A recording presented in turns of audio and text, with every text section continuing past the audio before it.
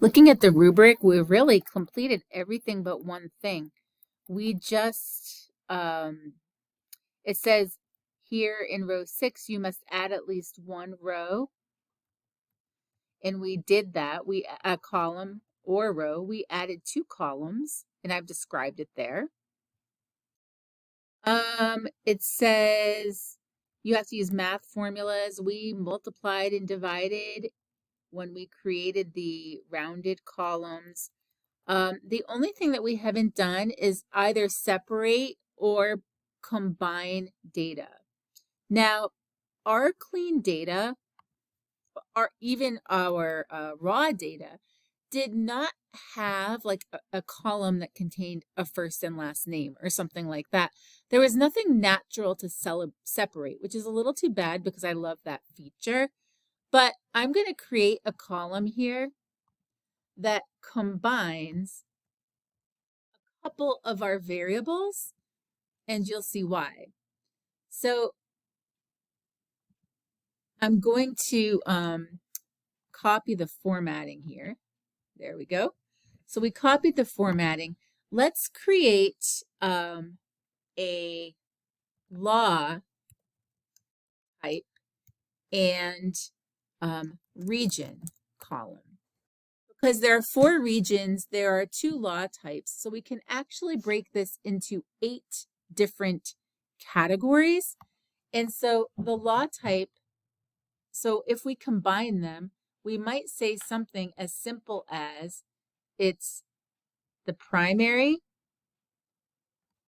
underscore the region. Oops, we're going to combine. I forgot what I was doing. So it's the primary, and then we want to concatenate, and we'll concatenate with an underscore, no spacing, and then we'll concatenate with the region. There we go. So now we have 8 different types of things. We have a primary with each of the 4 regions. We have a secondary with each of the 4 regions. And so we could, over here, let me copy this, paste it right there. So we can say table 4 is going to be our law type, region, and seatbelt compliance. Okay, so here we're going to have our law type region category. And here we'll have our average seat belt compliance. Let me just make those smaller. Okay, now we're going to need 8. We have primary west. We have 4 primaries. And we have west, we have south, we have northeast, and we have Midwest. And then we have the same thing, but for secondary.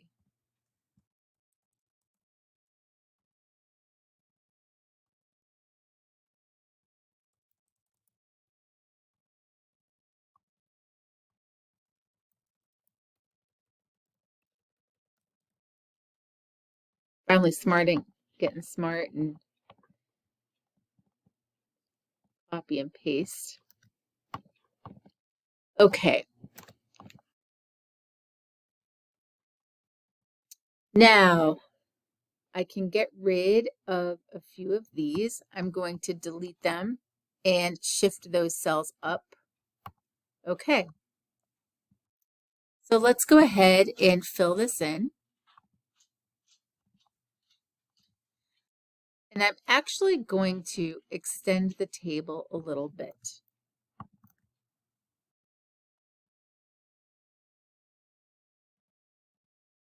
because I want to add one more.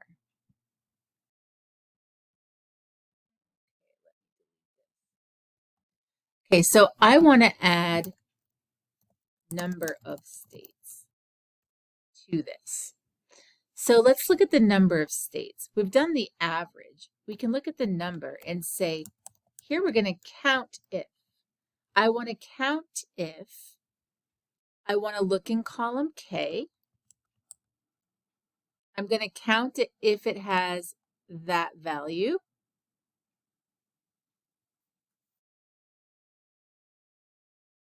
And these aren't percents anymore. These we have to format as numbers. So there are 7 states there, and now we can go up in each of them. And I would like to add these up to make sure that they add to 50. So the sum is 50. Okay, but they should be 51. Why is it not 51? And it's because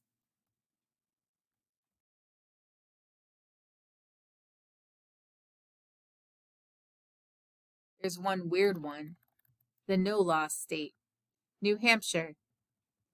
So New Hampshire has no law. Let me insert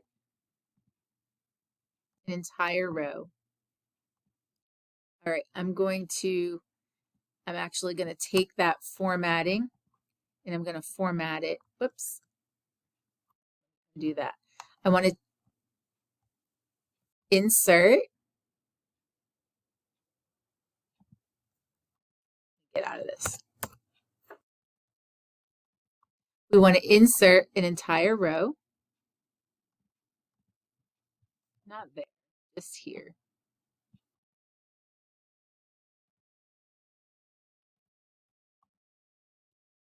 Okay, it's not going to let me do that. That's fine. So I'm just going to put note. New Hampshire is missing because it has no law. All right. So now we can see, okay, there's mostly these primary cell states. There's only one secondary cell state. Let's take the average, if. So we're going to take the average of, and we're going to look in column K. We're going to look for this criteria, and we're going to average the seatbelt compliance, which is column D. All right. And so we have that Western states with primary laws are 92.9%. Secondary states are 87. Does that pattern continue? In fact, primary south states are 89. But if you go to secondary south states, it's 81. Primary northeast states is 92. Secondary northeast states is 85. Midwest, again, goes down from 91 to 84.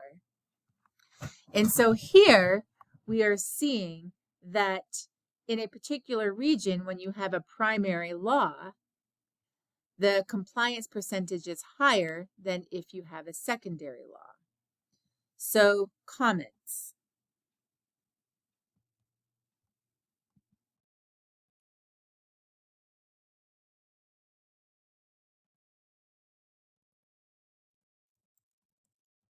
Summary.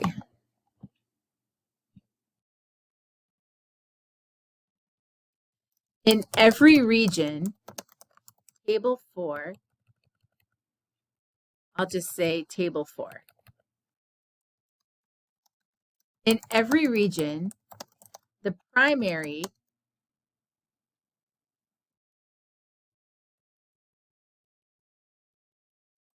States with primary law have a higher compliance percentage than states with secondary law. All right.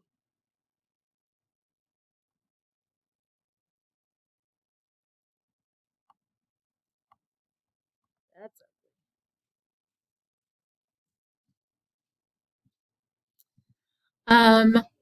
so we have that fact. That makes me just want to look at primary laws and secondary laws without anything. So let's do another one of these.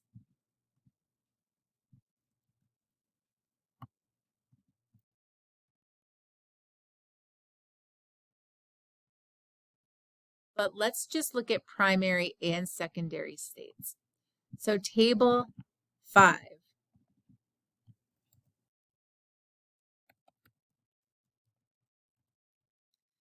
So we're going to do seatbelt compliance and law type.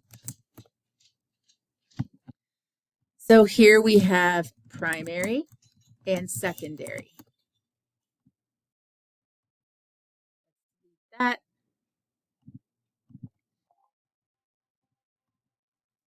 And get rid of these.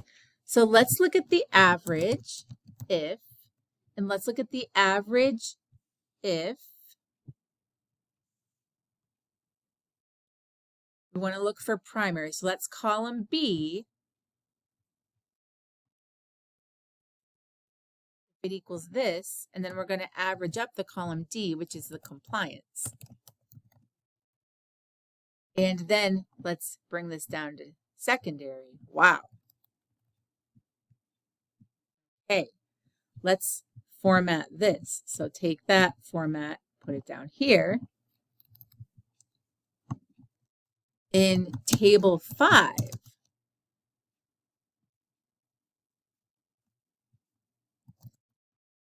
the average seatbelt compliance among primary states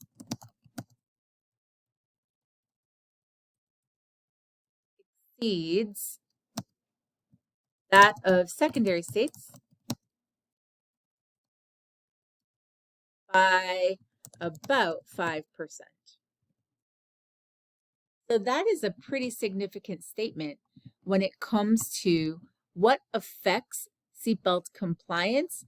Like right now, this seems to be the winning factor. When we look at all our factors, having a primary law instead of a secondary law seems to be a winner.